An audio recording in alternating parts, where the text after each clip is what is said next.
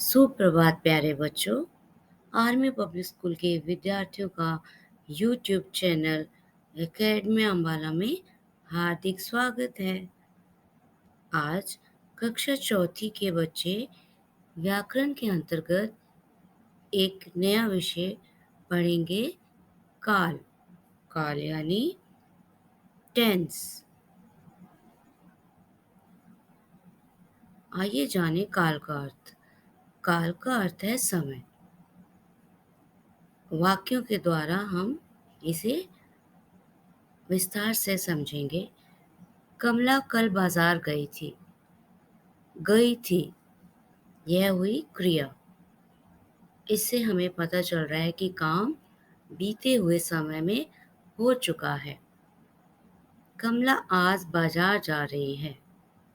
जा रही है, इस क्रिया शब्द से पता चल रहा है काम चल रहे समय में हो रहा है। तीसरा वाक्य, कमला कल बाजार जाएगी। जाएगी हमें बता रहा है कि काम आने वाले समय में होगा। तो बच्चों, आपने देखा कि वाक्य में क्रिया शब्द हमें समय के बारे में बताता है। आइए जाने काल की परिभाषा। क्रिया के जिस रूप से होने वाले काम के समय का बोध हो उसे काल कहते हैं। यानी क्रिया हमें बताती है कि काम कौन से समय में हो रहा है, तो उस समय को हम काल कहते हैं। काल के भेद। मुख्य रूप से काल के 3 भेद हैं। भूतकाल यानी पास्ट टेंस, वर्तमान काल प्रेजेंट टेंस और भविष्यत काल फ्यूचर टेंस। आइए हम इन्हें विस्तार से जानें। भूतकाल। परिभाषा। क्रिया के जिस रूप से कार्य के बीत चुके समय में पूरा होने का पता चलता है उसे भूतकाल कहते हैं। उदाहरण, हम विद्यालय गए। गए शब्द से पता चल रहा है कि बच्चे विद्यालय गए थे। एक अन्य उदाहरण, सुमन ने दौड़ में भाग लिया। अब बच्चा घर जाके बता रहा है कि आज सुमन ने दौड़ में भाग लिया था, तो कार्य हो चुका है, तो यह हुआ भूतकाल। दूसरा भेद है वर्तमान काल। परिभाषा। क्रिया के जिस रूप से उसके वर्तमान में होने का बोध हो उसे वर्तमान काल कहते हैं। उदाहरण, हम विद्यालय जा रहे हैं। जैसा कि आप चित्र में भी देख रहे हैं कि बच्चे विद्यालय जा रहे हैं, तो काम वर्तमान समय में चल रहा है। एक अन्य उदाहरण, शीतल फुटबॉल खेल रही है।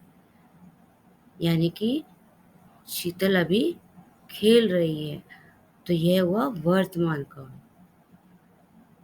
भविष्यत काल। काल का तीसरा भेद है। परिभाषा। क्रिया के जिस रूप से यह पता चले कि क्रिया आने वाले समय में होगी उसे भविष्यत काल कहते हैं। उदाहरण, हम विद्यालय जाएंगे।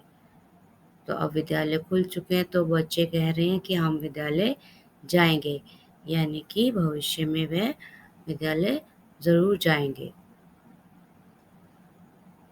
एक अन्य उदाहरण, रीता भाषण प्रतियोगिता में भाग लेगी। अब प्रतियोगिता होने वाली है और रीता उसमें भाग जरूर लेगी, तो यह हुआ भविष्यत काल। आइए देखें कुछ अन्य उदाहरण।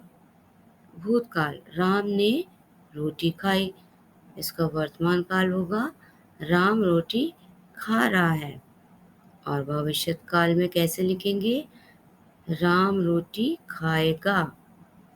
एक अन्य उदाहरण, भूतकाल। वर्षा हुई यानी कि बारिश हो चुकी है। वर्तमान काल।